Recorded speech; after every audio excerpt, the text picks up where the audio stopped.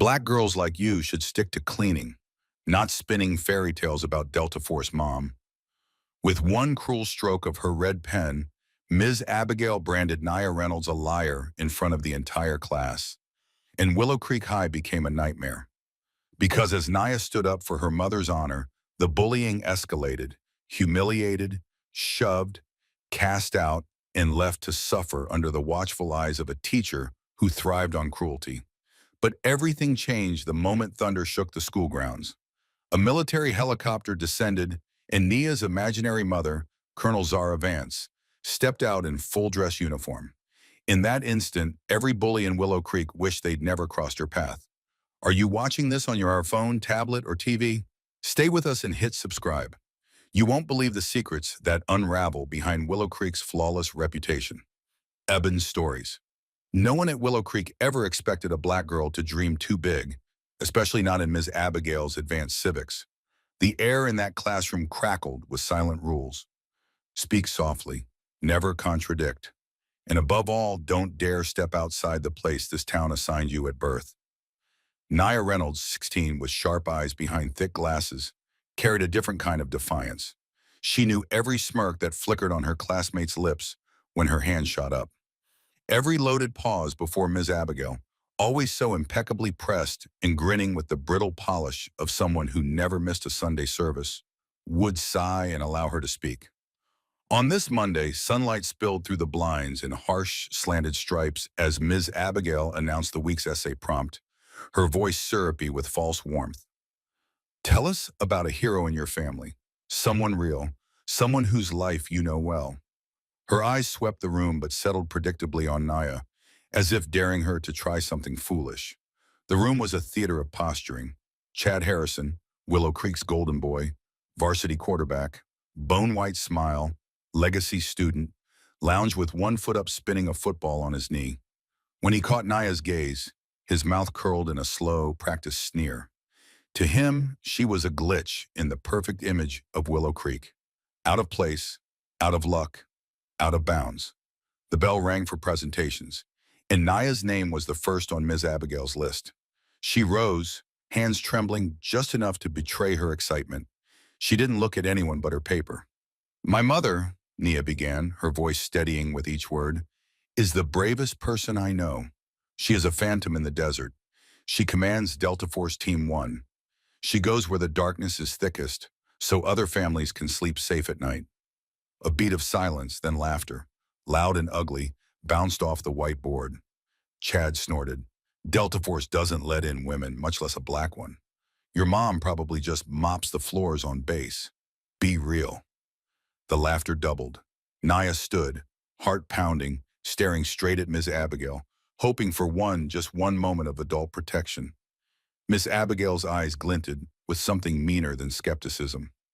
Nia, she said slowly, as if pronouncing a sentence, I told you to write about the truth, not fairy tales. You may not have much, but honesty is free. You should learn to use it. A hush fell. Chad's smile grew sharper. The rest of the class craned their necks, watching Nia shrink. Ms. Abigail pressed on, her voice rising for effect. Some of us here are gold star mothers. My son serves proudly. He's not hiding behind stories or false glory. He earns respect. He doesn't invent it. The word gold star mother lingered in the air like a trophy. Some students applauded. Nia tried to steady her breathing, tried not to show how those words sliced at the only pride she had left. Ms. Abigail crossed the room, heels striking the floor like the verdicts of a judge, and snatched the essay from Nia's trembling hand. She flipped to the title page where Nia had written carefully in bold letters, Hero. Without a pause, the teacher drew a vicious red slash through the word. The pen hovered, then carved new letters above it. Liar. She turned the essay so the class could see, brandishing it like evidence in a trial. Let this be a lesson, she said coldly. Lying gets you nowhere. No one wants to hear about fake heroes. Not in this school, not in my classroom. Nia could feel the room closing in, the sound of Chad's snickering, the hush of those who were glad it wasn't their turn. She swallowed the burn in her throat and blinked hard, refusing to give Ms. Abigail the victory of seeing her cry. Return to your seat, the teacher snapped. And tomorrow bring something real, even if it's embarrassing, even if it hurts. Nia sat down, fists clenched so tight her nails left crescent in her palms. The word liar burned red on the paper, an accusation she couldn't erase. The bell rang again, signaling the end of class, but the real lesson hung in the air, heavy and poisonous. Here, your truth will always be marked for destruction. As the students filed out, Naya gathered her shattered courage in the ruined essay. Under her breath, she whispered a promise that only she could hear. I will show you who my mother is. I will show you all. But she could not know. None of them could. The nightmare was only beginning. The cafeteria at Willow Creek was a kingdom ruled by noise and unspoken laws.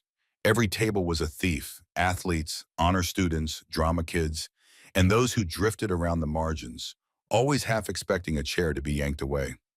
Naya usually slipped into the far corner, back pressed to the wall, her tray, a shield.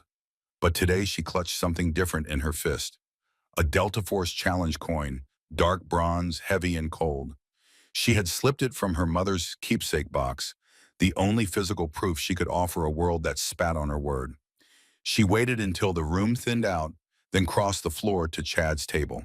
Chad, surrounded by his pack, tore open a bag of chips and watched her approach with mock surprise. Naya drew a deep breath. This, she held up the coin, the golden dagger catching the overhead light, is my mother's. She earned it when she was deployed with Delta Force Team 1. You called me a liar. I want you to see the truth. The laughter that followed was vicious. Oh, so your mom shops on eBay now. Chad's voice was loud enough to turn heads. He snatched the coin from her palm, rolling it between his fingers. Where'd you steal this? Goodwill or some army surplus bin? His boys crowded around, eyes gleaming with the thrill of a new humiliation. Show us the receipt, Naya, one jeered. What? No Amazon box. I didn't steal it, she insisted, voice cracking. But Chad was already climbing onto his seat, raising the coin overhead like a prize fighter with a championship belt. Attention, Willow Creek, Chad shouted. We got ourselves a hero here. Or maybe a thief, because only a thief pretends to be military. He turned, addressing his audience, hungry for the mob's approval. You know what that's called, Naya? Stolen valor. People go to jail for that. Phones flashed out. TikTok, Snapchat, Instagram. An endless parade of eyes capturing her shame, her pain, her desperate protest. A girl in a cheerleader uniform pointed her camera at Nia's face, laughing. Tell us again about your secret agent, Mommy. Pose with your coin, liar. A wave of chanting rolled through the tables.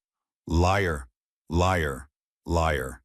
Food was banged against trays, shoes stomped, every kid competing to outshout the next. Naya lunged for the quinine, tears starting to sting her eyes, but Chad jerked it out of reach, sending her stumbling backward.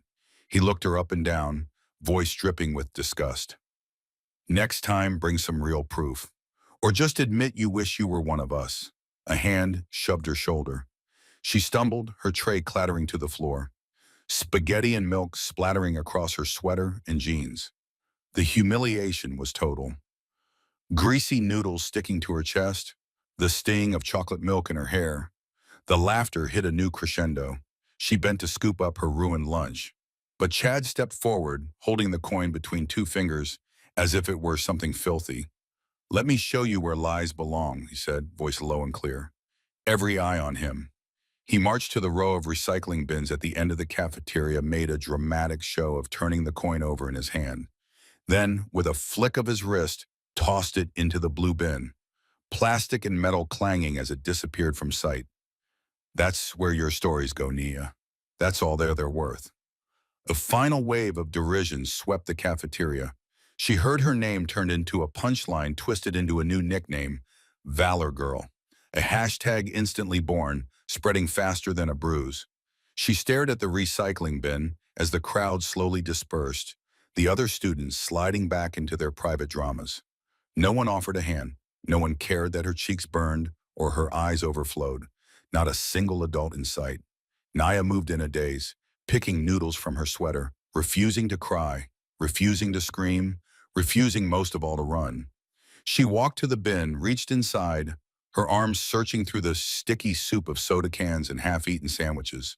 Her fingers closed on the cold, familiar edge of the challenge coin.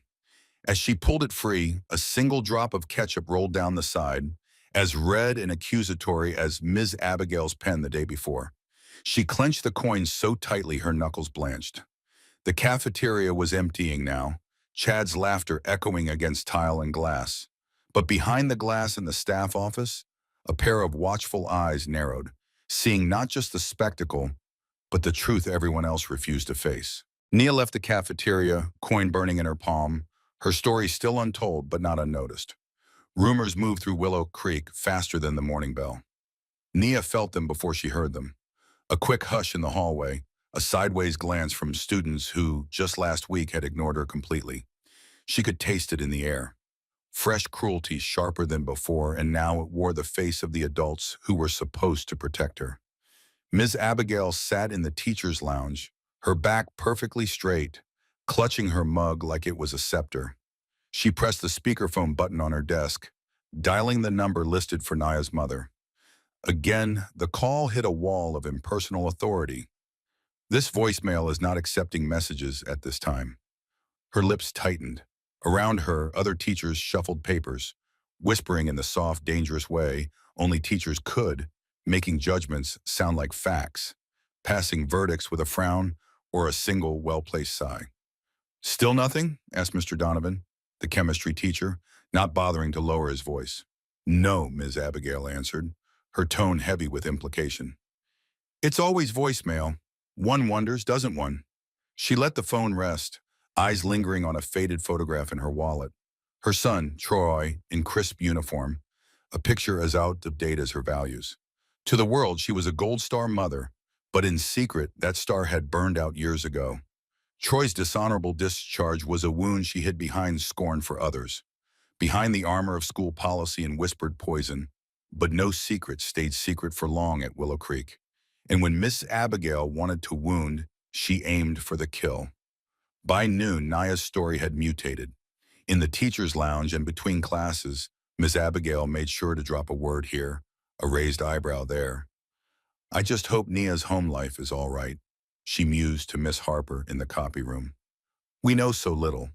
Some students, well, sometimes they make up stories to cover other things. I'd hate to think." Her voice drifted, inviting speculation. Miss Harper, who had seen enough pain to recognize it in a child's eyes, frowned but said nothing. It didn't matter. The story was out. Nia was trouble or alone, or worse. By afternoon, a handful of students traded their own versions of the tale. "Heard her mom's in jail," one whispered by the water fountain. "My brother said she's in foster care. That's why she's so weird. She's always staring at her phone, probably waiting for her next court date," another chimed in. Nia felt the words before she heard them, saw the clusters of kids who parted when she walked by, the sudden stops in conversation, the way no teacher met her gaze for more than a second. All the while, Chad strutted through the halls like Willow Creek's untouchable prince. But after school, the mask slipped. Alone in the boys' locker room, Chad fumbled through his gym bag, hands shaking. He yanked out a prescription bottle, popped 2 tiny white pills, and swallowed them dry, his face contorting as the taste hit his tongue. A moment later, he slumped onto the bench, head in hands, shoulders heaving. The pills dulled the ache, but never erased it, never shut up the voice of his father. The politician never soothed the hollowest left by a mother too drunk to care. Each new humiliation he heaped on Nia was another attempt to drown his own shame, to feel in control even for a moment. He left the locker room just as the final bell rang, slipping back into the role of bully with practiced ease. For Nia, the cruelty followed her everywhere.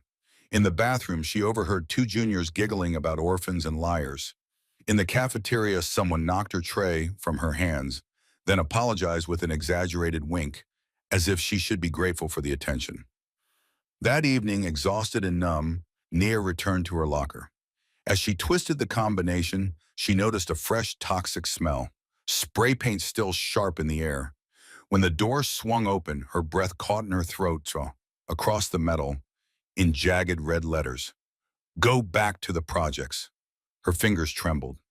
She looked up and down the hall. No one met her eyes.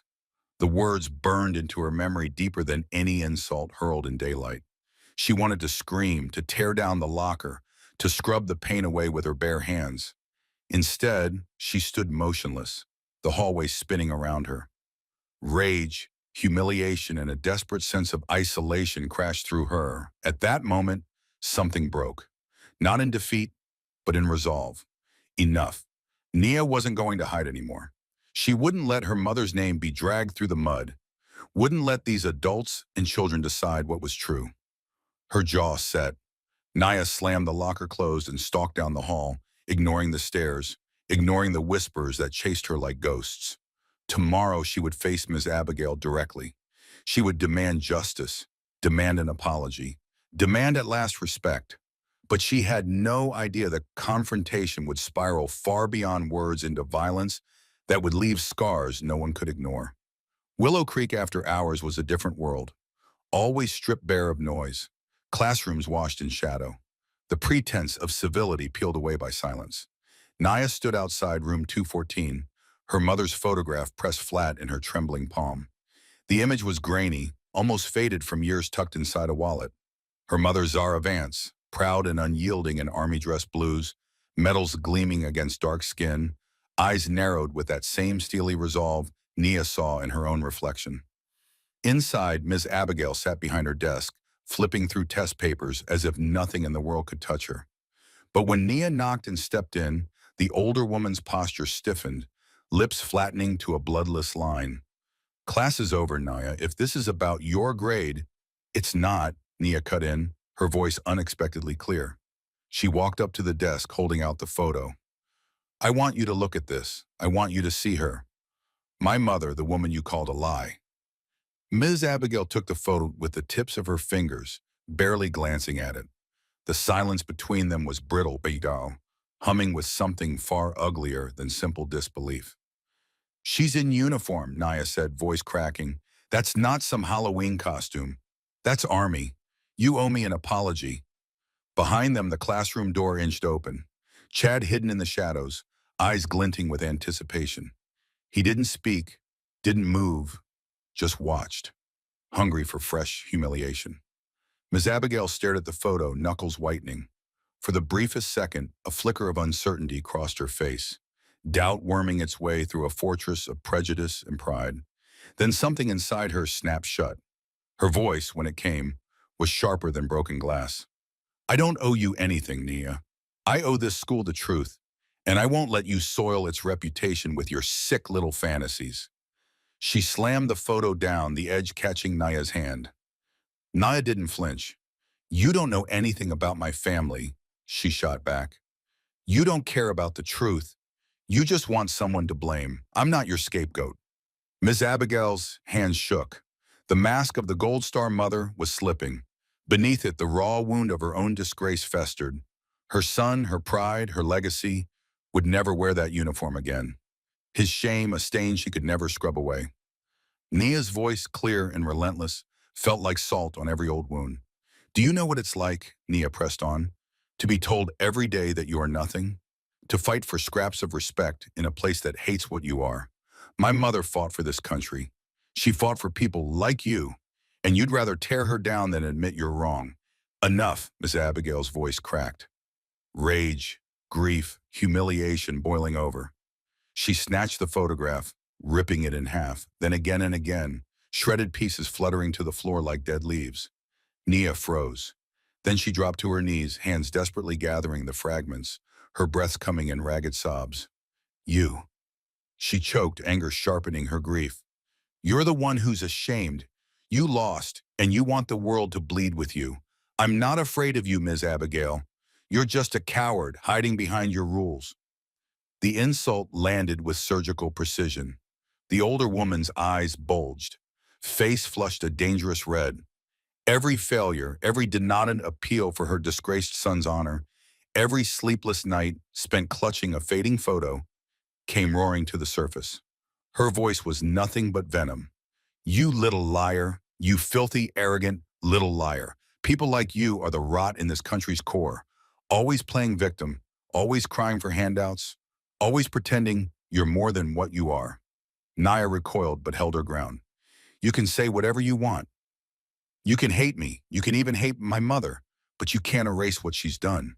Ms. Abigail's fury spiraled into something monstrous.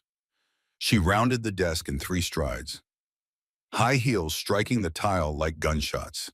Nia, still on her knees, barely saw the kick coming, a flash of black leather, the sharp agony exploding in her ribs as the toe of Miss Abigail's shoe drove into her side. Nia crumpled, body crashing against the base of the door, pain radiating through her chest. Ms. Abigail towered above her, hair disheveled, face twisted into a mask of hatred. Get out of my classroom, and don't you ever speak of your imaginary mother again. You don't belong here. Go back to your kind, back to your slum. This school isn't for you." Chad, breathless in the shadowed doorway, didn't laugh. For a brief moment, his eyes widened, the spectacle rawer than anything he'd bargained for. Nia lay curled on the floor, clutching her side, tears streaming silently down her cheeks. The humiliation, the pain, the taste of metal in her mouth. She tried to speak, but no words came. Her world shrank to the sound of her own heartbeat, pounding in her ears like war drums. Ms. Abigail leaned in, spat one last insult. "You'll never be more than a lie." But then a sound, distant at first, then growing, blades slicing the air, a low, thunderous vibration rattling the classroom windows, the unmistakable roar of a military helicopter descending. The glass trembled, dust dancing on the sills. Nia's fingers closed around a single scrap of her mother's photo picture as she stared at the sky outside. Her voice barely a whisper, but steady with promise. "My mother isn't imaginary. She's home." The deafening thunder of helicopter blades sent a wave of panic rolling over Willow Creek's manicured football field. Students scattered from the bleachers, books tumbling, coaches barking orders. No one obeyed. Even the cockiest seniors who thought nothing could shake the world they ruled shrank from the dark shape descending from the sky. The helicopter hit the ground with military precision, its doors flying open before the rotor stopped. From within, Colonel Zara Vance stepped out, every detail of her uniform razor sharp.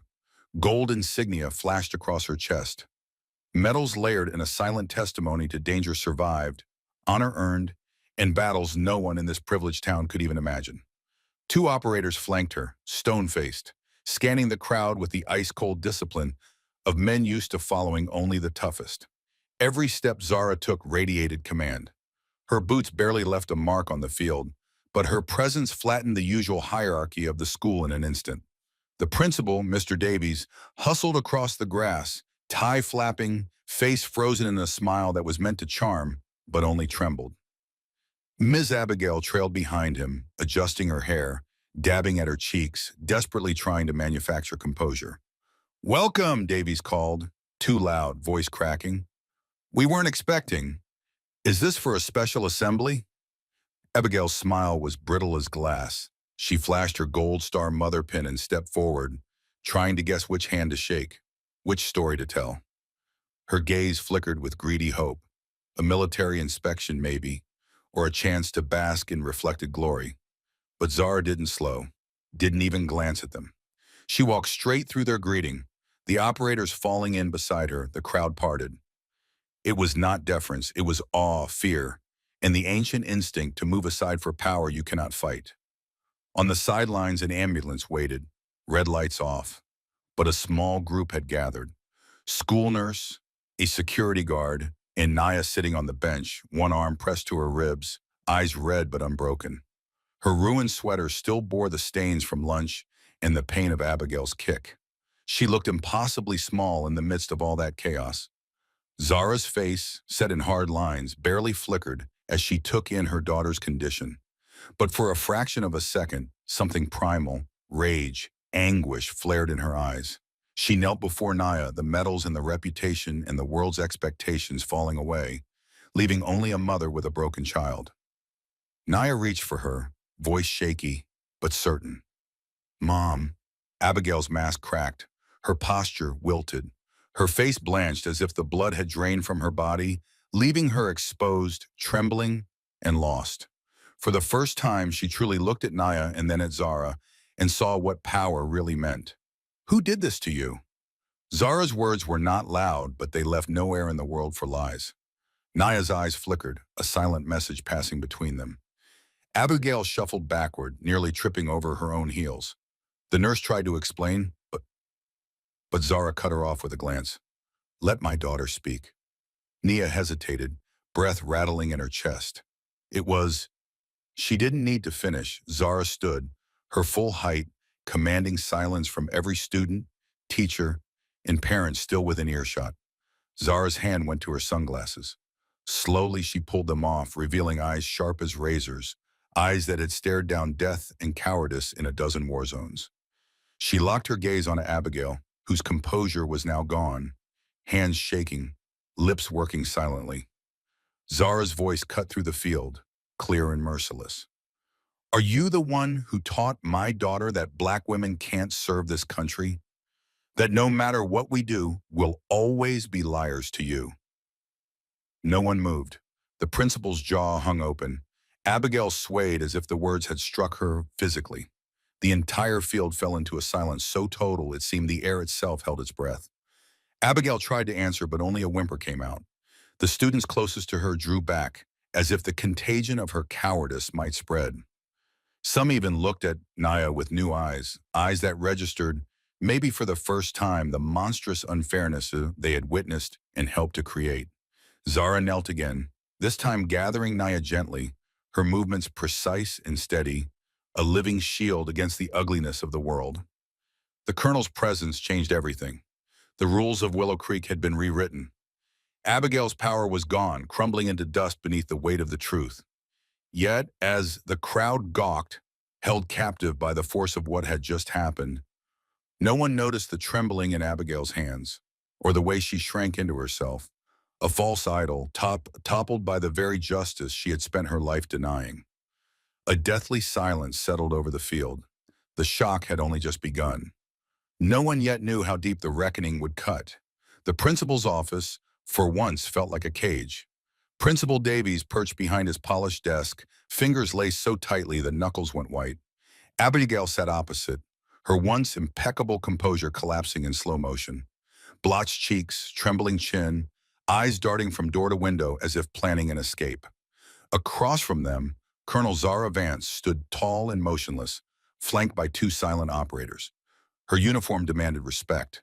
Her presence suffocated any excuse before it could be spoken. Abigail opened the meeting with brittle aggression. This is a misunderstanding. Naya's a troubled student. She's been caught lying before. What happened on the field? She tripped. Any bruises are from her own clumsiness. She forced a weak smile toward Davies, desperate for an ally. The principal's reply was a nervous cough. I'm sure there's a way to resolve this, quietly, no need to involve outside authorities. Surely Zara cut him off with a look that broke no dissent. She set a thick manila folder on the desk. The flap bore an official stamp and in crisp lettering, United States Army, Confidential. She spoke with the cold precision of someone who'd had to deliver bad news in war zones. Her words heavy enough to flatten denials before they formed. There's no misunderstanding here.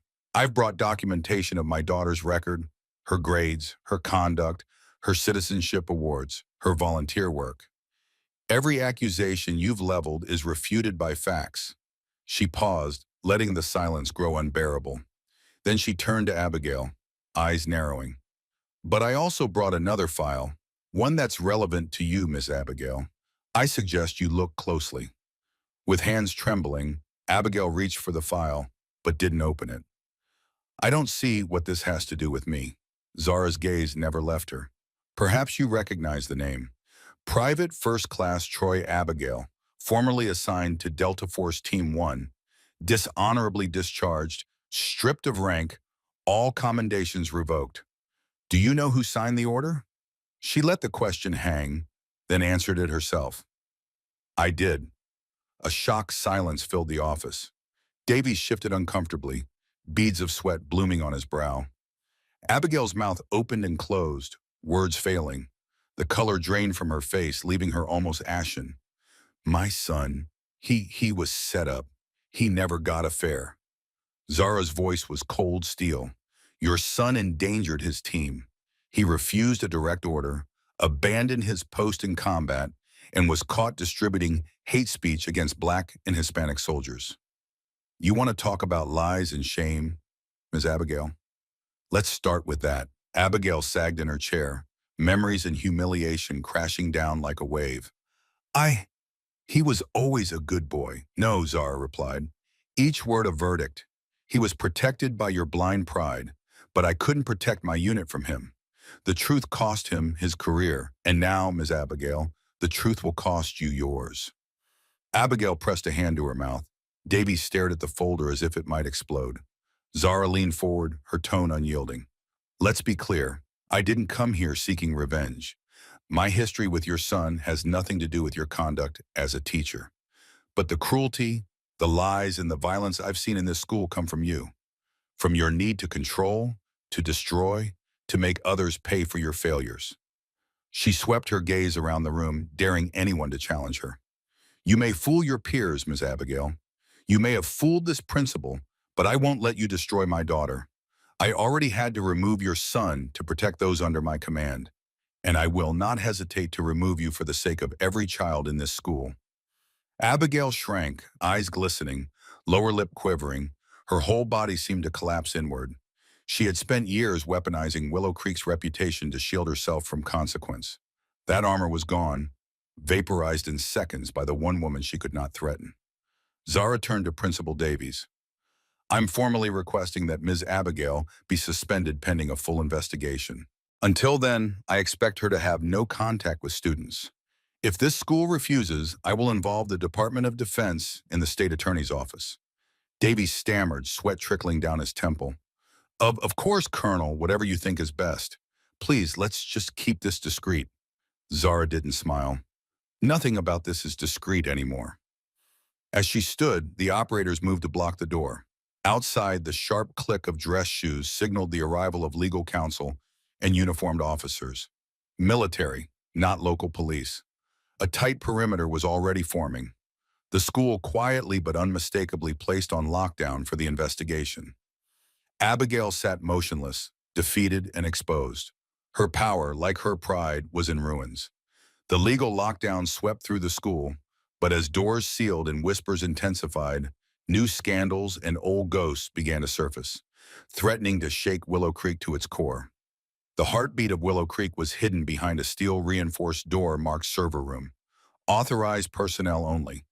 Rows of humming machines flickered in the dark, their screens alive with hundreds of security camera feeds, each a silent witness to the day's cruelties and conspiracies. Principal Davies led Colonel Zara Vance through the labyrinthine back hallways, his gait a little too quick, his words coming out oily and over-rehearsed. I understand your concern, Colonel, he said, trying to sound sympathetic. It's standard procedure for the district to review footage in these cases. We're all on the same side here, I assure you. Zara's expression did not change. Her patience had worn thin after years of bureaucracy and polite lies. She could spot a stall from a mile away. All I want is to see the raw footage from room 214 yesterday after the bell, she said, voice cold and flat. Davies swiped his card, unlocking the door with a click. Inside, the air was cool and sterile. The only movement, a show, the restless blinking of the monitors. He sat at the console, typing with deliberate slowness. Let's see. Size, yes, room 214. About that, he paused, face twisting into a look of contrived regret. I'm afraid there was a malfunction. Our cameras were down for maintenance at that exact time. Unfortunate, really. Zara stared him down. How convenient. What about the backups? Also affected, I'm afraid. We're upgrading our system, security grant, you know how it is. Davies spread his hands as if apologizing for a broken coffee machine, not a missing piece of evidence in a case of assault. She pressed. You're telling me a student was injured in your school and you have no video? Nothing? Davies shook his head. Practice now in the art of the bureaucratic lie. No video, no witnesses. And if I'm honest, Colonel, the faculty are united in their statement that Nia fell. Accidents happen, especially with students who have behavioral challenges.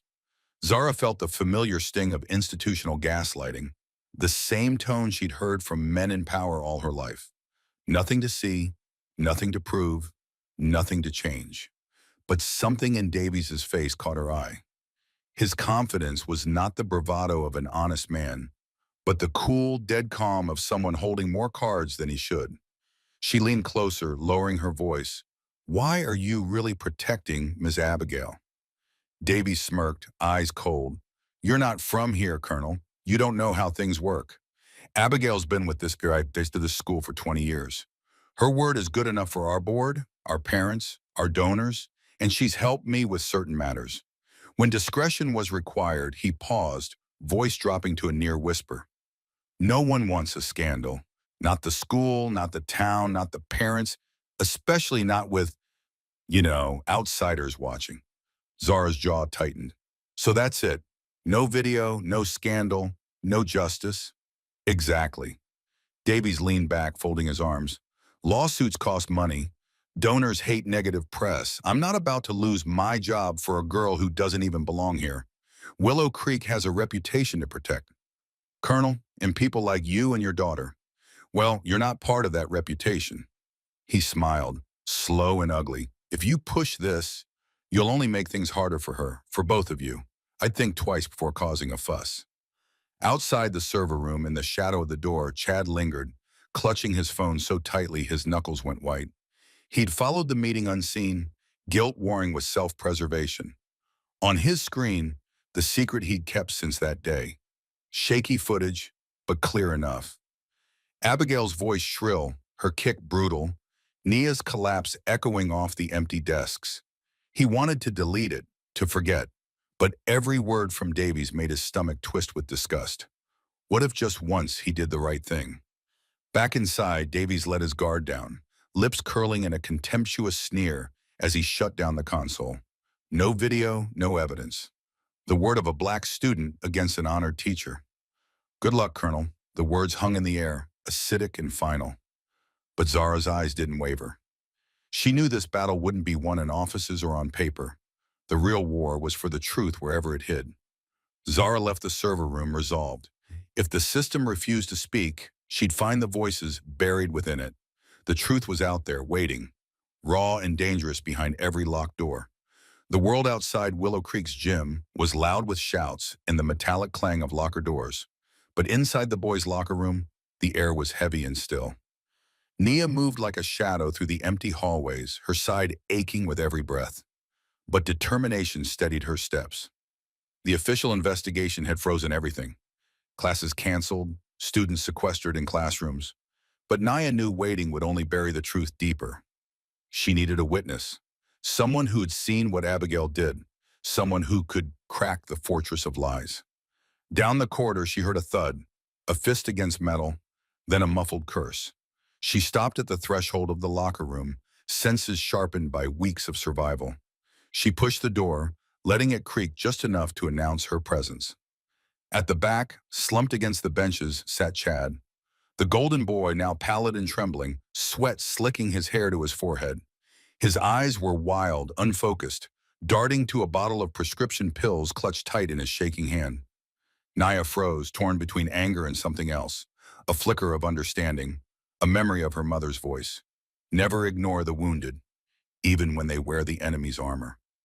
Chad didn't notice her at first. He fumbled to pop a pill into his mouth but dropped it. It rolled under the bench and he cursed again.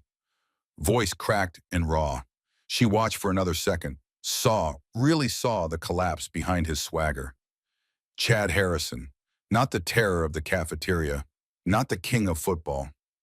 Just a boy crumbling beneath a weight he could never admit to. A loud knock echoed down the hallway. "Harrison, you in there?" It was Coach Evans, voice tight with suspicion. Chad panicked, scrambling to scoop up the pills. His hands betrayed him, the bottle rattling against the tiles. Nia stepped forward fast and quiet. Without a word, she crouched, gathering the scattered pills and slipping them back into the bottle. She pressed it into his hand, then tucked it into his gym bag, shoving the bag beneath the bench just as the door swung open. Coach Evans stepped inside, eyes scanning the room. He saw Nia first. "What are you doing here? This is the boys' locker room. I was looking for my backpack. I left it here by mistake." She lied, steady as stone. The coach's gaze lingered, but he saw nothing amiss. Chad looked up, mask back in place, jaw set, eyes hooded. I was helping her look, he said, voice almost convincing. Coach Evans grunted. Don't let it happen again. He turned and left, door slamming behind him. Silence settled between them. Chad stared at Naya, suspicion and shame warring in his eyes. Why'd you do that? His words were jagged. You could have let him find me. Naya sat beside him on the bench, the distance between enemy lines suddenly much smaller. I don't want to see anyone else destroyed in this place, she said quietly. My mom always says, you don't leave the wounded behind. Even your enemies deserve a chance. Chad swallowed, his bravado draining away. You don't know what it's like, every day, pretending nothing's wrong. Dad's never home unless there's a camera around. All he cares about is his next election. My mom, she hasn't been sober in months. If anyone found out about this, he gestured to the pills, voice cracking. I'm done. They'd kick me off the team. I'd be nothing. Nia met his gaze. No pity in her eyes, just clarity. I know what it's like to be invisible until someone needs to blame you. You lash out so no one sees you hurting. Chad's facade crumbled. Why do you care? After everything I did, Nia shrugged, a tired half smile on her lips. Because if I become like you, if I start kicking people when they're down, then they win. That's what people like Abigail want. Us tearing each other apart so we never look up. For a moment, Chad was just a kid, terrified, exhausted, wishing for rescue. I don't deserve your help. Nia's voice was gentle but unflinching. Doesn't matter what you deserve. What matters is what you do next. He looked away, ashamed. Why are you even still here after all this? She answered without hesitation. Because my mother taught me never to back down, especially when everyone expects you to. He nodded, the lesson sinking in, then voice barely above a whisper. Thank you. She stood, wincing at the pain in her ribs, and offered him a hand. He took it, uncertain but grateful. Outside, the sun had started to set, streaking the sky with the colors of a world that kept moving. No matter who fell or who rose, but inside the locker room, something had shifted. The lines were no longer as clear. The enemy had a face, a history, and a wound of his own. Naya's kindness had left its mark, a fissure in the wall Chad built around himself, and a new possibility for truth, if he could only summon the courage. Yet, even as a fragile understanding formed, Naya sensed that Chad was not the only one with secrets, and not the only one whose choices could change everything. Willow Creek's basement was a forgotten labyrinth. Pipes rattled overhead, janitorial carts lined the halls, and the scent of bleach masked older secrets. Down here, Mr. George moved through shadows, unseen and unthanked, his footsteps soft from decades of walking other people's messes. At 70, his back was bowed, but his eyes missed nothing. Most students passed him by as if he were furniture, a necessary inconvenience in the machinery of the school. They never saw the quiet intelligence behind his stoop or the veteran's discipline in the way he cleaned the same corners day after day. Only Naya made a point to greet him. Every morning, rain or shine, a knock, and a good morning, Mr. George, as if he mattered. He'd seen it all. The cafeteria jeers, Abigail's venom, the empty looks from teachers who pretended not to hear the slurs. He'd watched the principal hurry past every injustice, clipboard in hand, more interested in fundraising galas than the bruises blooming on Nia's arms. So when the halls cleared for the security investigation, George didn't wait for permission. He shuffled down to the staff break room, radio tucked in his breast pocket, headphones quietly humming a military broadcast. Old habits never broken. Today, though, he was listening for something else. He found Colonel Zara Vance in the main office, hunched over paperwork, eyes rimmed with exhaustion, but burning with purpose. She looked up when he knocked softly. Ma'am, he said, voice gravelly but respectful. She studied him a moment, recognizing the bearing of a soldier. You're George, aren't you? He nodded. I seen your name before. You got a reputation. She smiled, weary but genuine. Depends who you ask. What can I do for you? George hesitated, glancing around to make sure no one else was listening. I ain't much for talking. Folks forget I'm here mostly, but I watch, I hear, and I keep records. From his pocket, he produced a tiny SD card sealed in a battered envelope. He handed it over. Zara frowned. What's this? He lowered his voice even more. Camera I set up years ago. They tried to pin a theft on me, said I was stealing kids' stuff, so I bought a camera. Fixed it in the corner. Keeps me honest, but it catches other things too. He cleared his throat, the weight of confession heavy. Last week, caught Abigail kicking our girl, caught her yelling. I saw it all. For a long moment, Zara said nothing, turning the envelope over in her hands. She saw the pain in his posture, the ache of years spent invisible. Why are you giving this to me? George met her gaze, steel flickering in his tired eyes. Naya always says hello, never too proud. Reminds me there's good left in this place. Figured she deserved better. Zara's hands trembled as she accepted the card. Thank you. You don't know what this means. He shrugged, retreating into his old stoic armor. I know more than they think. All my life, folks treated me like trash, ignored me, blamed me, laughed behind my back. But you know what? Trash sees everything. Trash remembers. And sometimes trash is the only thing that catches the truth in a place like this. He looked away, blinking back emotion. I hope it helps her. I hope it helps you. Zara's voice was gentle but resolute. It does, George. It really does. They stood together in the empty hall. A silent pact formed. One old man with nothing left to prove. One mother fighting for her child's dignity. As Zara walked away, she glanced back. You're not invisible, Mr. George. Not to me. He gave a rare, crooked smile. Guess that's all I ever wanted. In the hours that followed, Zara's hands shook as she reviewed the footage. Every frame was a condemnation. Abigail's rage, Nia's collapse, the casual cruelty painted in high definition. It was evidence no committee could deny, but the system did not break easily. As news of the investigation spread, Principal Davies moved swiftly. He called an emergency meeting of the Parent-Teacher Association, the real power behind Willow Creek's gleaming facade. Emails were sent, phone calls made, and by nightfall the auditorium filled with the town's wealthiest, angriest voices. Zara knew the battle wasn't over. The truth was finally out, but now it had to survive the firestorm waiting upstairs. As the doors of the PTA hall swung open, the real trial began. Not in secret corners, but beneath the full glare of Willow Creek's most ruthless audience. The Willow Creek Auditorium, usually reserved for holiday concerts and donor galas, pulsed with hostility. Parents crowded into the polished seats, whispering, frowning, flashing looks of suspicion. The richest families gathered up front. All faces set, every glance sharpened into a verdict. The walls glittered with school banners, but the mood was anything but celebratory. On stage, Principal Davies presided with forced gravity. He gripped the microphone and gave his best concerned leader performance. Ladies and gentlemen, thank you for coming on short notice.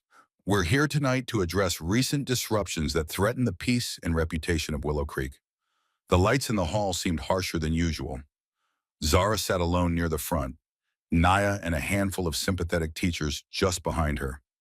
Abigail's absence screamed through the crowd, but her allies filled the vacuum, their eyes cold. Davies wasted no time.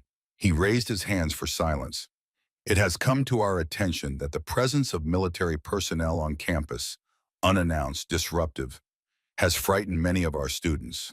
He glanced pointedly at Zara. This is a school, not a base. Our children deserve to feel safe, not policed. A murmur of approval ran through the room. Parents nodded, murmured, exactly. Can you believe this? Davies pressed on. And regrettably, we have a student, Nia Reynolds, at the center of these events. Her behavior has been troubling. There are reports of violence, accusations, snorts, without merit. We must consider whether Willow Creek remains the right environment for her. Naya's cheeks burned. She stared down at her shoes, willing herself not to cry. Then, from the second row, Councilman Harrison rose. In his expensive suit, Chad's father cut a striking figure. Every inch, the small town kingmaker. I'd like to speak for the board, he announced, turning to face the crowd. I respect our men and women in uniform, but I cannot condone a military officer intimidating this community or interfering with our school's autonomy. He pivoted, voice sharpening. Colonel Vance, you have crossed a line. Using your rank and reputation to force this school's hand, threatening legal action, undermining our principal, frightening our students. These are not the actions of a responsible guest. This is an abuse of power. A chorus of hear, hear swept through the auditorium. He let the words settle, then delivered the blow. If Nia Reynolds is not removed, I will personally recommend the board suspend our public-private partnership with Willow Creek. I will call for a full audit of the school's federal grants. Let's see how long we can keep our doors open without that support. Gasps rippled down the aisles. Davies looked triumphant. Several parents exchanged worried glances, fear suddenly spiking. Zara stood, taking the microphone with steady hands. My daughter has been the victim of violence and lies. I have evidence, witnesses, recordings, the testimony of those you ignore every day. Is this a school that protects its children or one that protects its image? But her words bounced off a wall of denial. A mother-in-pearl shot back. Maybe if your daughter knew her place, none of this would have happened. Another called out, this isn't the Army. We don't want our kids exposed to trauma. You brought this here. Zara tried again. You think you're safe behind your money and your rules, but there are children here suffering. My daughter is not the problem. Your silence is. A father in a varsity jacket stood, voice booming. We built this school. We pay the taxes. If you don't like how we do things, you can leave. Maybe take your daughter with you. Suddenly, the hall turned ugly. Voices overlapped, rising in volume. Get her out. Enough is enough. This isn't about race. It's about respect. She's a liar, just like her mother. Zara looked at Davies. You're going to let them do this? Is this leadership? Davies raised his palms, mock helpless. The community has spoken. I'm just following the will of our parents. I suggest you take their advice, Colonel, for your daughter's sake. For a moment, the loneliness in the room was suffocating. Zara stood her ground, but the crowd pressed closer, the pressure mounting. Nia shrank into her chair, face hidden, trembling. The chorus of voices became a wall of sound, hostile, relentless, almost gleeful in their cruelty. Suddenly, a new voice pierced the din, clear, young, and furious from the back row. If she leaves, I leave too, and I'll bring every secret in this room with me. The entire auditorium went silent, heads whipped around. Chad Harrison stood pale and shaking, eyes locked on his father. I know what you've all done. You want to play games with people's lives? Then let's play. A gasp moved through the room. Even Davies seemed thrown, his smugness fading. The golden boy of Willow Creek had just broken ranks, turning his back on the world that made him king.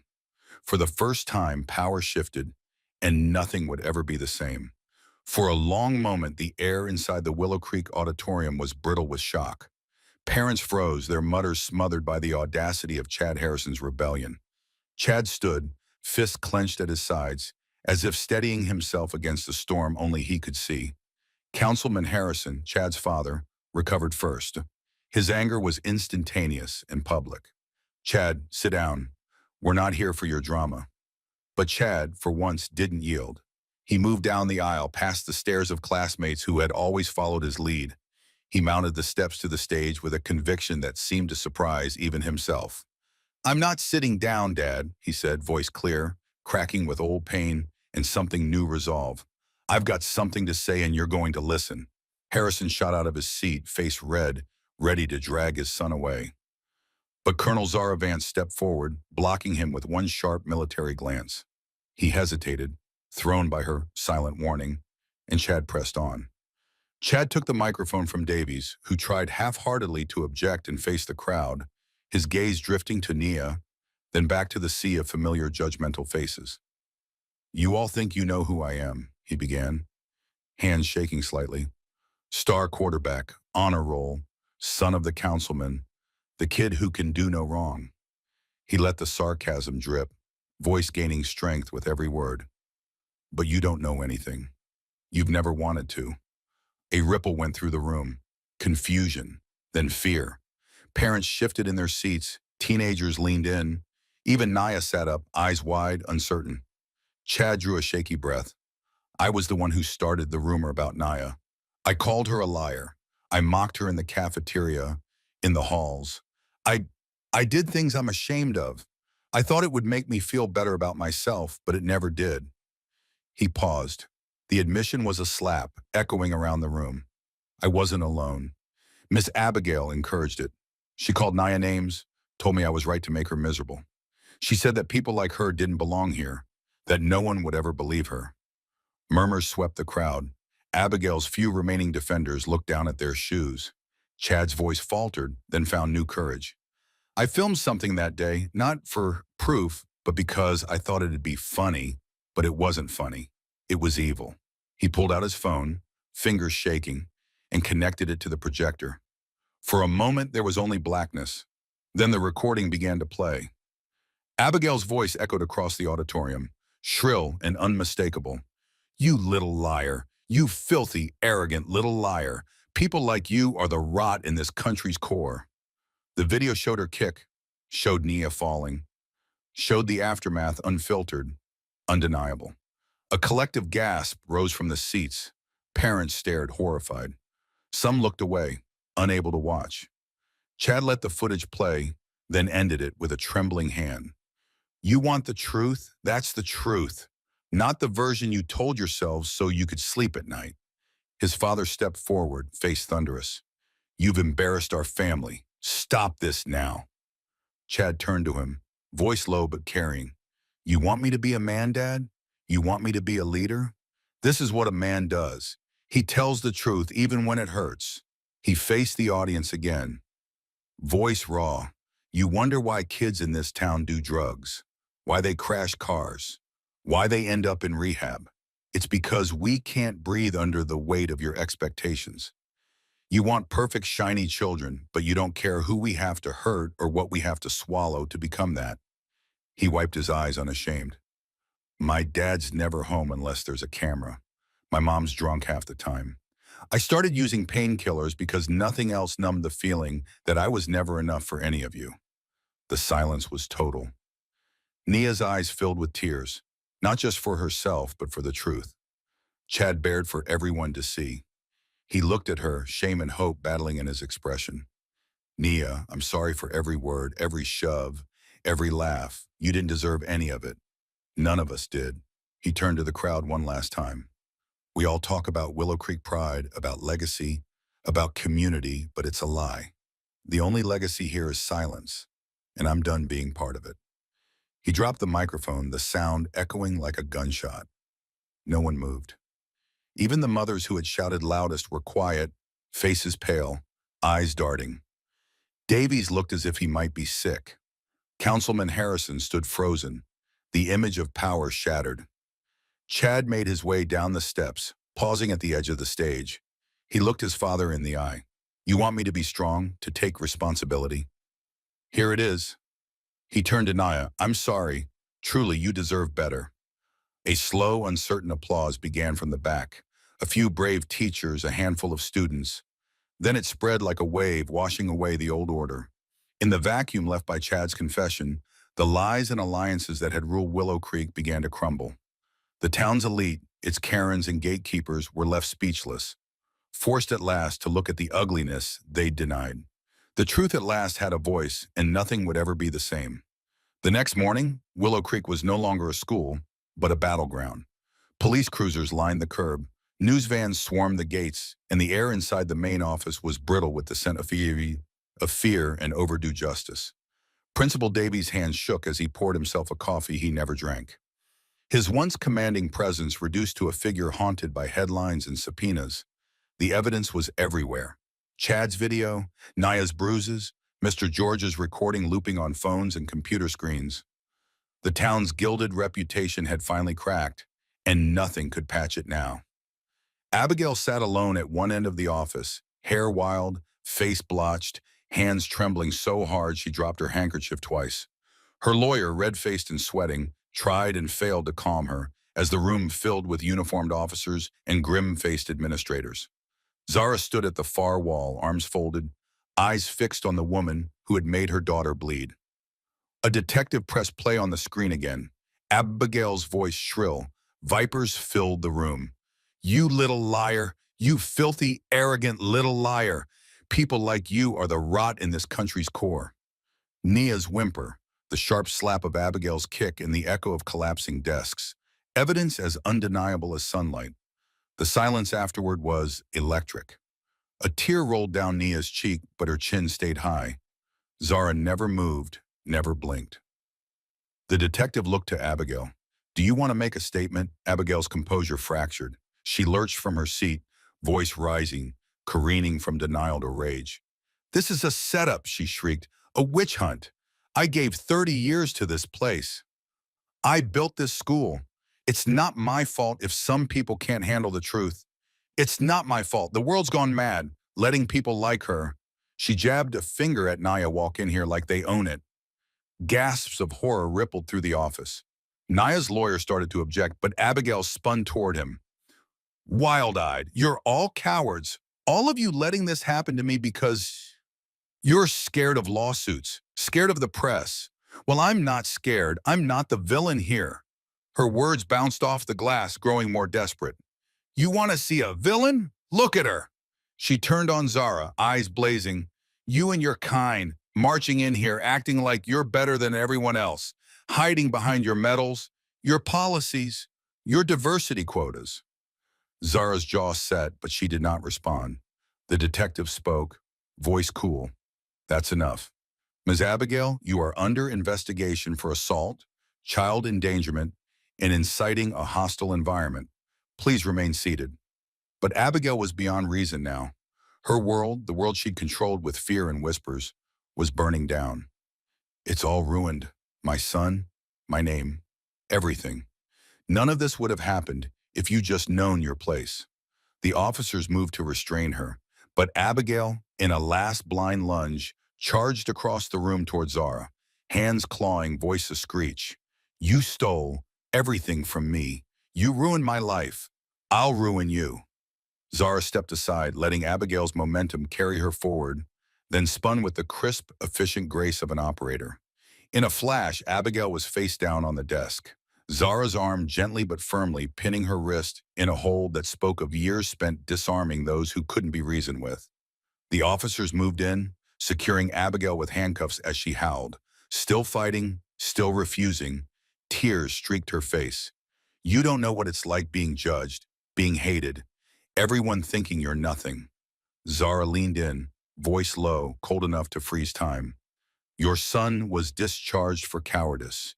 You," she pressed her lips to Abigail's ear, so only she could hear, "will go to jail for cruelty. The world will remember you, not for your service, but for your hate. That's your legacy now. That's all your family has left." Abigail slumped, all strength gone, sobs racking her body as the last shreds of her authority disintegrated. Police led her away. The lawyer trailed. Defeated, Davies pressed himself against the wall, praying for invisibility. Zara turned to Naya, who watched the whole scene in silent awe. For a moment, mother and daughter met eyes equal parts relief, exhaustion and sorrow. Nothing could restore what was lost, but the cycle of silence was finally broken. The detective addressed the room. "There will be a full review. Willow Creek is under federal scrutiny. No one is above consequence here. Not anymore." Zara nodded. "This school will never be the same, and it shouldn't be." As the office emptied, whispers floated on the air. Rumors of other wrongs, other secrets ready to come undone. The system had lost one of its cruelest cogs, but its gears still turned, oiled by the silence and complicity of too many. Abigail was gone, but as headlines began to swirl and lawyers circled like vultures, everyone at Willow Creek realized the reckoning was far from over. The real battle was just beginning against the very system that made monsters in the first place. The headlines about Ms. Abigail's arrest had barely faded when Willow Creek's real reckoning began. The school board called it an internal audit. To Zara and her small team of federal investigators, it was a crime scene, one that stank of privilege. Silence and theft. The archive room was colder than the rest of the school, tucked beneath a forgotten stairwell. Metal shelves sagged with decades of files. Dust motes drifting in the narrow shafts of fluorescent light. Here, the veneer of Willow Creek's respectability wore thin. Zara's team worked methodically. Laptops whirred, scanners hummed, and files piled up on the long conference table, and attendance sheets, grade logs, financial records. At the center, Principal Davies' private safe stood open, its contents lined up like evidence in a courtroom. It didn't take long for the theft to reveal itself. In folder after folder, the same pattern emerged. Federal funds meant for student enrichment or free lunch were quietly siphoned away. Davies had signed off on every transaction, the money flowing into shell accounts, and most brazenly into invoices for landscaping improvements, which, as the team discovered, was code for a private mini golf course installed for the board's annual retreats. Zara tapped the damning receipts, her jaw clenched. They took food out of children's mouths for a putting green, she said. The arrogance, a junior investigator, glasses slipping down his nose, slid over a stack of transcripts. It's not just the money, Colonel. Look at these grades. One by one, they found them files for the school's brightest black students. Their grades inexplicably lowered just enough to disqualify them from scholarships. Meanwhile, white students, especially those with last names matching the board's donor list, were corrected upward. Notes in Davies' handwriting marked the margins. Donor family priority. Board seat ensure eligibility. Zara's fists tightened. He didn't just steal money. He stole futures. Well, as they dug deeper, a sickening timeline emerged. For years, every time a black student reached the top 10, something happened. A sudden drop in grades. A disciplinary issue appearing from nowhere. A lost application. The pattern was systematic, chilling in its efficiency. Zara called in Nia and a few other students. Together they sat in the archive room, piecing through the proof of how Willow Creek's gates had always been guarded by invisible hands.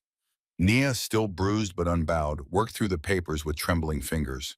She stopped at a familiar folder, her own. The folder was thin, but inside she found something that made her breath catch. Her original essay, the one Ms. Abigail had defaced and torn. The word hero was still visible, but it had been shredded, then half-taped back together by someone with no intention of mending what they broke. Tucked into the papers was something else, a personal check, unsigned from Councilman Harrison. The memo read, "For school development, college fund for Chad." Nia stared, understanding with a sudden, sick clarity. Her destroyed essay and the check had been thrown out together as if to mark the transaction. Her hope discarded for another boy's reward. Zara noticed, her eyes darkening. This was never about your worth, Nia. They were always afraid you'd shine too bright. Elsewhere, investigators uncovered emails between Davies and board members. Can't have another scholarship going to the wrong kid. See to it, the Chamberlain boy gets that spot. No repeats of last year's embarrassment. Each message, each correction, each red pen stroke was a piece of a puzzle that had denied justice to hundreds of children. The dam broke that afternoon. News began to spread first in whispers, then in furious phone calls, then on every parent's phone and every teacher's lips. Willow Creek wasn't an elite academy. It was a fortress for the privileged, built on the backs of those it pushed out, one correction at a time. In the corner, Nia pieced her essay back together, reading her own words. My mother is a hero because she never lets anyone decide what she can be. She fights even when the whole world calls her a lie. Tears blurred the page, but she kept reading, voice growing stronger. Around her, students listened, some for the first time truly hearing what had been taken from them.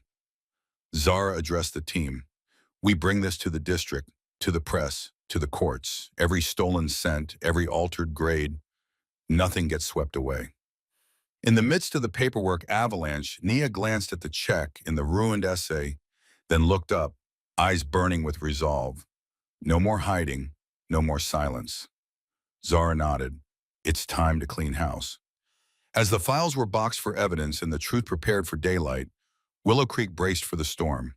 The reckoning wouldn't just claim a principal, it would force every gatekeeper, every silent accomplice, into the light. The storm that had been gathering above Willow Creek finally broke. News vans idled at the curb, reporters in immaculate jackets bracing against the late morning wind. Flashbulbs popped and microphones jostled as the school's iron gates became a stage for the kind of spectacle this town pretended only happened in other places. Councilman Harrison, once untouchable, stood at a makeshift podium in front of the school's stately stone arch. He looked every inch, the statesman, navy suit, American flag pin, a practiced smile for the cameras. The only hint of his unraveling was a bead of sweat on his brow and the way his eyes flickered toward the courthouse beyond the crowd. He gripped the microphone, his voice practiced and solemn. Ladies and gentlemen of the press, thank you for coming. Willow Creek has been the victim of vicious rumors and targeted attacks. My son, he hesitated. The first crack in the mask has struggled, as so many young people do, with the pressures of our modern world. The events of the past week are a tragedy, but they have been manipulated, twisted by those who would divide us. His gaze landed on Naya and Colonel Zara standing near the edge of the throng. He spoke louder. Let me be clear. The accusations of corruption, of discrimination, are the product of a smear campaign. My son is ill. He is a victim of a mental health crisis. Our family and this school deserve privacy and respect, not sensationalism. Reporters shouted questions, voices overlapping. What about the missing funds? Senator, is it true scholarships were bought and sold? Did you or your office authorize payments to Principal Davies? Harrison shook his head, deflecting, rehearsed. I have full faith in the Willow Creek administration. This is not the time for wild accusations. But before he could continue, the crowd parted. Federal agents, Army jackets, CID badges, walked briskly to the front. At their head was Colonel Zara Vance, her bearing cutting through the chaos like a blade. She held a stack of official files. Evidence tagged and sealed, her face unreadable as she stepped to the microphones. Senator Harrison, she began, voice amplified by the hush that fell. You are being investigated for conspiracy, fraud, and obstruction of justice in connection with the Willow Creek Scholarship Fund and federal grant program. There is ample evidence that you used your office for personal gain, including the diversion of military contract money into private accounts. Reporters gasped. Microphones thrust forward. Harrison's composure faltered.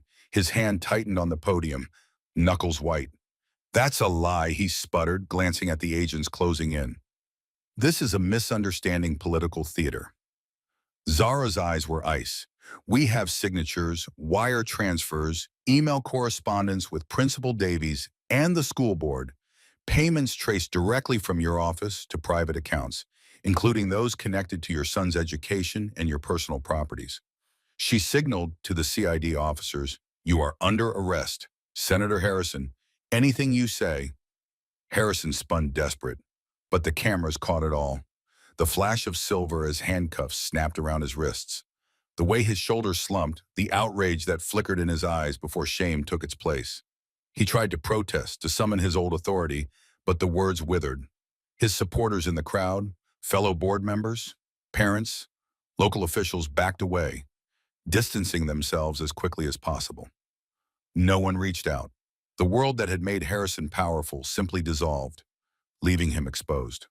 Chad stood off to the side, half-shadowed by a news van. He watched as his father, the man who had shaped his every ambition and insecurity, was led away by federal agents. He felt no urge to run, no tears welling up. If anything, the weight in his chest finally eased. Nia moved closer, quiet in the chaos. She didn't say a word, just slipped her hand into Chad's, anchoring him in the present. He looked at her, relief and gratitude washing over his tired face. I'm sorry, he whispered. Not for the last time. But this time, it was enough. Together, they watched the spectacle. The questions shouted, the cameras rolling, the senator, her father, disappearing into the back seat of a black government car. For once, the narrative was not his to control. Zara watched as well, her face unreadable. She understood victories like this were rare and always cost more than anyone could guess. She found Naya's gaze in the crowd and nodded once acknowledgement, pride, and warning, all in a single gesture. The local news anchor, struggling to sum up the chaos for viewers at home, spoke into the camera in a stunning development at Willow Creek. Councilman Harrison has just been arrested in connection with a far-reaching corruption scandal. This follows days of unrest and allegations of discrimination at the prestigious private school. Now at the center of a federal investigation, as the crowd began to thin, Naya and Chad lingered at the edge of the steps. The wind picked up, blowing old leaves and fresh possibilities across the path. Chad squeezed Nia's hand, his voice softer than before. I don't know what comes next. Naya looked at him, at the school, at the emptying courtyard, at the truth finally let loose. Neither do I, but it won't be this. Not anymore, he nodded, his posture lighter. A lifetime's worth of pressure momentarily lifted. Reporters turned away, chasing the next headline. But the real story was left behind. Two teenagers, battered and brave, bearing witness to the end of an era and the uncertain hope of something better. In the distance, a bell rang for the start of the next period, as if the school itself insisted life must go on. Even as the old world crumbled, Zara watched her daughter no longer just a victim, but a survivor, a witness, a catalyst. Justice had landed at Willow Creek, abrupt and unyielding. But justice alone couldn't heal the wounds left by years of silence. That was the work still to come in the hearts of those who remained. A week after the arrest, Willow Creek felt like a different school. The air in the old hallways was heavier, quieter, but charged with the energy of something overdue and alive. A new sign hung outside the history classroom. Mrs. Allen, American History. Gone was the smell of Miss Abigail's perfume, replaced by the faint scent of chalk and fresh beginnings. Inside, students shuffled to their seats with a hesitance that had nothing to do with exams or grades. The class looked changed. Fewer snickers, more glances of uncertainty, as if the very foundation they'd relied on to feel safe had shifted beneath them. At the front stood Mrs. Allen, 30 and energetic, a black woman with kind eyes and a clear voice that cut through morning fatigue. She'd made a promise her first day. Every voice in her classroom would be heard, and every story would matter. Naya entered just as the bell rang, her steps sure the bruises faded but not forgotten. She wore a simple blouse and dark jeans, her hair pulled back, glasses polished. She scanned the room, searching for the ghosts of old memories, but they didn't find her. At the back, Colonel Vance stood in civilian clothes, arms crossed, a rare smile lighting her face. Near the front sat Chad. The fall from grace had left him thinner, quieter, no longer surrounded by a posse. He sat alone, a notebook open, a pen tapping in nervous rhythm. His eyes were focused, not out of arrogance, but determination. A young man in the first days of real recovery, Mrs. Allen called the class to order. "Before we begin today's lesson," she said, "I want to address what's happened. This school has gone through something hard. People have been hurt. Stories were silenced that should have been heard. That ends now." There was a ripple of anxiety through the room. Some students shifted, others looked at their desks. She continued, "Willow Creek is not just a building or a tradition. It's the people who show up, who do the work, who speak out even when their voices shake. Today I'd like to ask Naya Reynolds to share her essay, not because she has to, but because her story is part of our story now." For a moment, Nia hesitated. She remembered Abigail's red pen, the jeers, the shame that had once made her want to disappear. But then she caught her mother's eyes full of love and the kind of pride that never needed proof. She stood, essay in hand this time. The page wasn't torn or marked with accusations, but smooth and whole. Her handwriting neat and confident. Naya took her place at the front. Silence descended. Not the silence of threat, but of respect. She began, her voice steady and low. "My mother is my hero. Not because she wears a uniform or because she's been in places most people are afraid to even think about, but because every day she does what is right, even when it's hard. She has taught me that being a hero isn't about the stories others tell about you. It's about the choices you make when no one is watching." Her eyes moved from her paper to her classmates, her voice gaining strength. "She taught me that when you stand up, even with shaking legs, even when you're alone, you give others the courage to stand. 2, when you speak the truth, even when you're afraid, you invite others to be brave." She paused, letting the words settle. Mrs. Allen nodded, encouraging her. Naya continued, "I know what it's like to be called a liar, to be told you don't belong, to be painted as the problem because you refuse to shrink. But I also know what it means to forgive, to start again, and to believe that justice is possible. Not just in the courts, but in the hearts of people who choose to change." She glanced at Chad. He looked back, his eyes damp, then gave the smallest nod, a silent apology, a thank you, and a promise to be better. Naya finished, her words ringing clear. "A hero is not someone who wears a cape or carries a gun. A hero is someone who stands up when their legs are shaking. Someone who speaks even when their voice is trembling. Someone who reaches out even to those who hurt them. My mother taught me that. And Willow Creek taught me that there are more heroes than you think sometimes in the places you least expect. For a heartbeat, the class was silent, each student holding the moment like something fragile and precious. Then Mrs. Allen began to clap slow, steady, soon joined by the entire room. Even those who had once whispered against Nia now found themselves swept into the applause. Their faces changed, their hearts just a little softer. At the back, Zara wiped a tear, pride shining in her eyes. Mrs. Allen stood. "Thank you, Nia. Thank you for reminding us what courage looks like." Chad raised his hand, his voice, though still tentative, was sure. "May I say something?" Mrs. Allen nodded. Chad rose, turning to face Nia. "I can't change what I did, but I promise to spend every day trying to do better. Not because I want to erase the past, but because I want to earn a different future for all of us." There was no applause this time, but a murmur of assent, a warmth that felt like acceptance. As the bell rang and the class filed out, Nia felt lighter. She caught up with her mother in the hallway. Zara pulled her into a quick hug, whispering, "You did it. You're my hero too." Chad lingered by the door, looking at the world as if seeing it for the first time. The old order at Willow Creek was gone. What came next was uncertain, but for the first time it felt possible. Outside, spring sunlight poured into the halls, bright and full of promise, a future blooming for those willing to stand and be heard. For Willow Creek, the lesson was just beginning. Willow Creek's auditorium looked nothing like it had just weeks before. The velvet curtains had been freshly pressed, the floors polished to a mirror shine. Rows of folding chairs filled the space, every seat claimed by a student, teacher, parent, or staff member. The school's banners hung along the walls, but the feeling in the room was transformed. No longer the stage for whispered conspiracies, but for something the community could finally take pride in. A soft hum of anticipation rose as Mrs. Allen guided students and faculty into their places. The lights dimmed slightly, and at center stage stood Colonel Zara Vance, this time not in her army uniform, but in an elegant dress, bearing only the modest insignia of service on her lapel. Her presence was no less commanding. Behind her, a table stood with two small velvet boxes, each containing a medal and a single folded flag. Next to the stage, Nia sat with her mother, dressed in the same calm confidence that had carried her through every storm.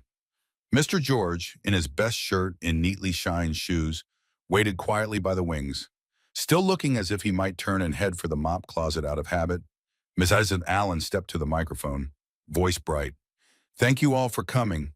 We are here to honor courage, not the kind found in storybooks or movies, but the courage that reveals itself in hallways, classrooms, and in the quiet, often invisible acts that change lives.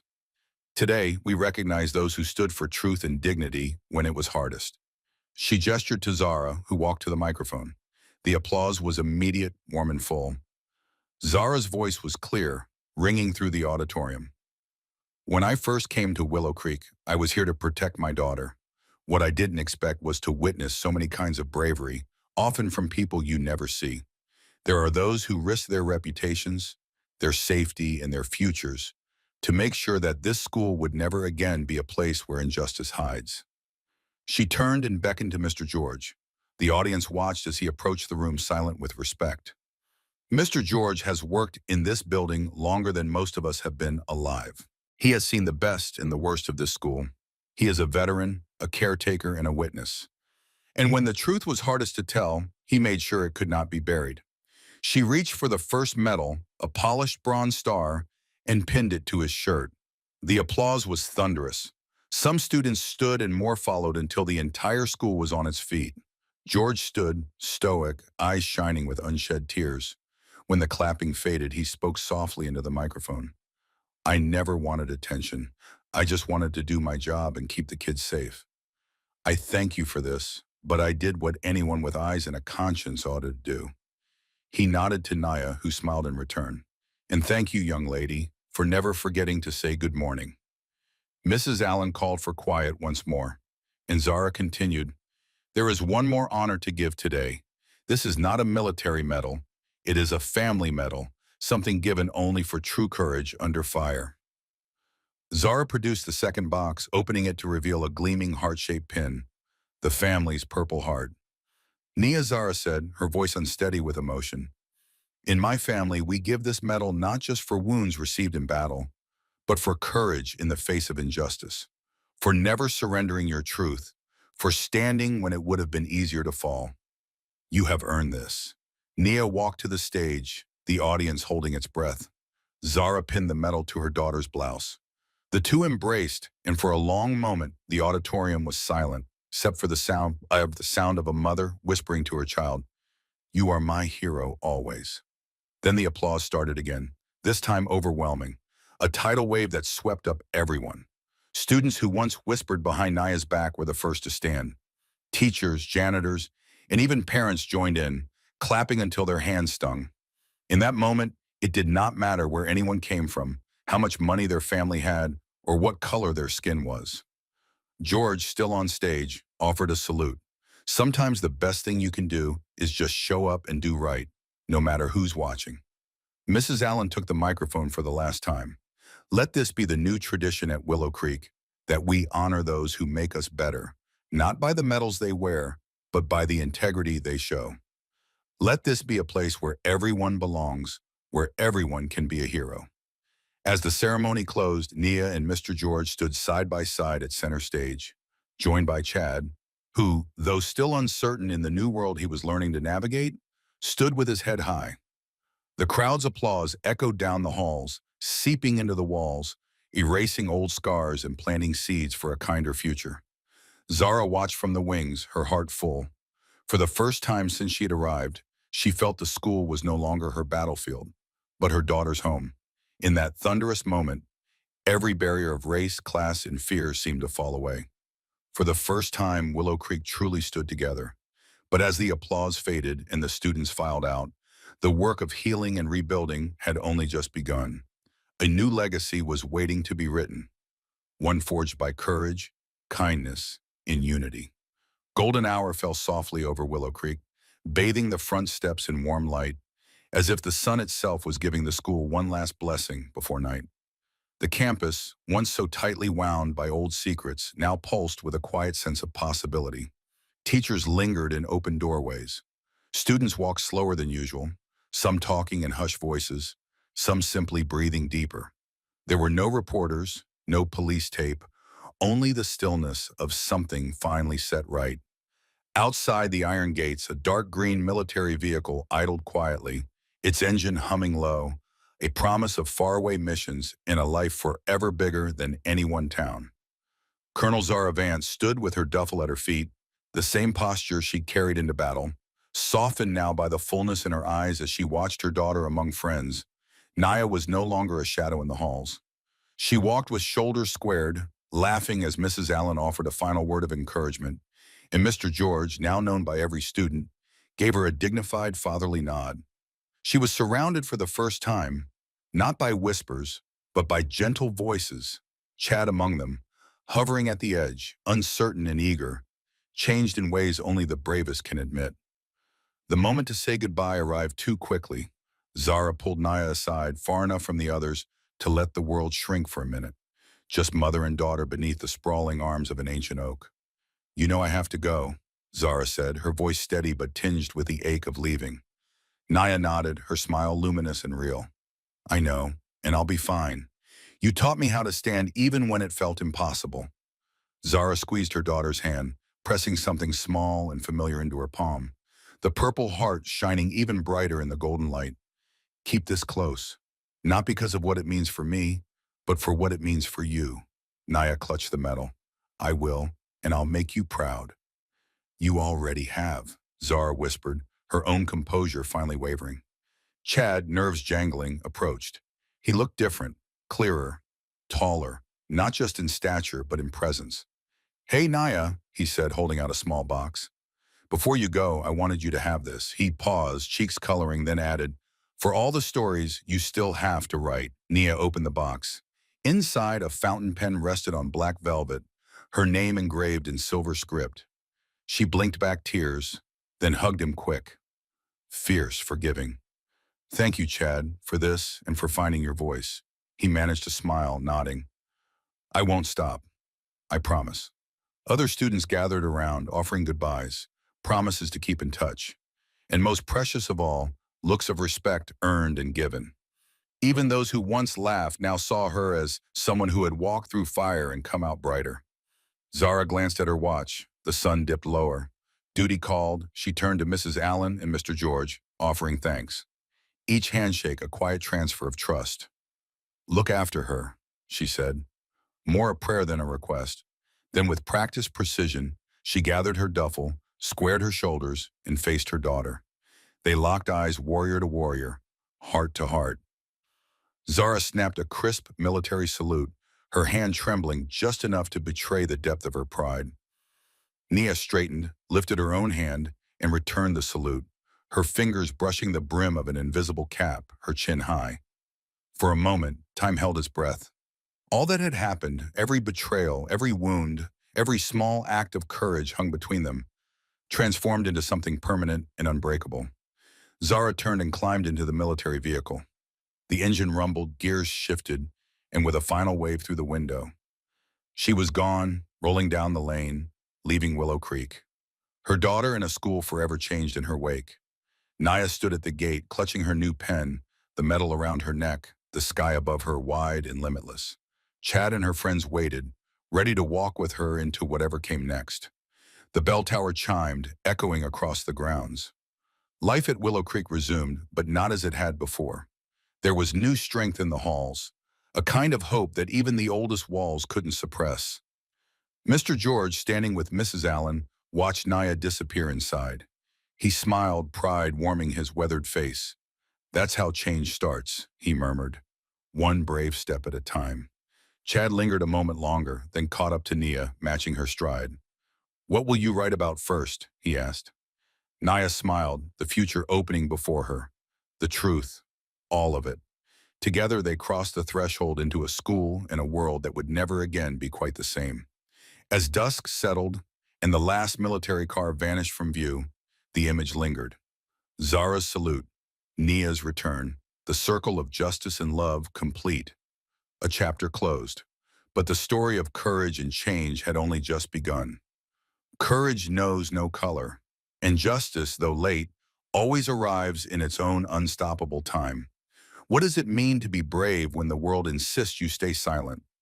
At Willow Creek, we witnessed how one young woman's truth, a mother's unbreakable love, and the courage of unlikely allies tore down walls built by generations of fear and prejudice. Naya's journey wasn't just about surviving cruelty. It was about transforming pain into hope and injustice into change. Her resilience inspired those around her to confront their own silence, to question their loyalties, and to take that first difficult step toward a better future. Colonel Zara showed us that real strength lies not only in standing up to outside threats, but in healing wounds inside our own communities. Chad proved that it's never too late to change, to make amends, and to choose integrity over legacy. Mr. George reminded us that even the quietest voices matter, and sometimes they are the ones who see what everyone else refuses to. This story is a reminder that courage knows no color, that justice delayed is not justice denied, and that every act of honesty, no matter how small, can spark a revolution. Now we want to hear from you. When was a moment you or someone you know chose to stand up for what's right, even when it was hard? Share your story in the comments below. If this story moved you, please like, share, and subscribe to Ebon Stories for more true stories of courage, justice, and the power of standing together. Your voice matters. Let's build a world where everyone's story can be heard.